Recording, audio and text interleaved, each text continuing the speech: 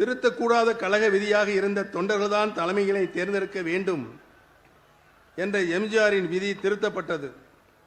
தொண்டர்களின் உரிமை பறிக்கப்பட்டது. அம்மா வழிநடத்திய அதிமுக இன்றைக்கு இல்லை. தனக்கான தன் பதவியை மட்டுமே குறியாக கொண்ட ஒருவரின் ஒரு சுயநல அரசியலால் எம்ஜிஆர் உருவாக்கிய அண்ணா திமுக அபகரிப்பு திமுக இன்றைக்கு மாறியிருக்கிறது.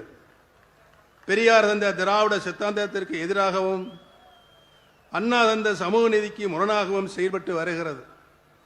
பறிக்கப்பட்ட உரிமையினை மீட்க போராடினேன். சட்ட போராட்டத்தினையும் நான் நடத்தினேன்.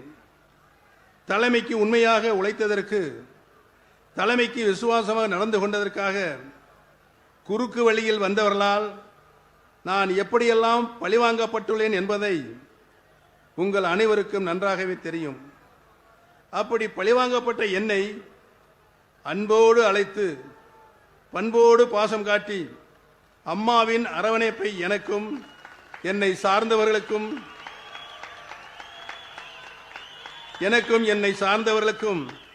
வழங்கியிருக்கிற கரம்பிடித்து வழிகாட்டிய தலைவர் அவர்தான் மாண்புமிகு தமிழ்நாடு முதலமைச்சர் தளபதி அவர்கள்.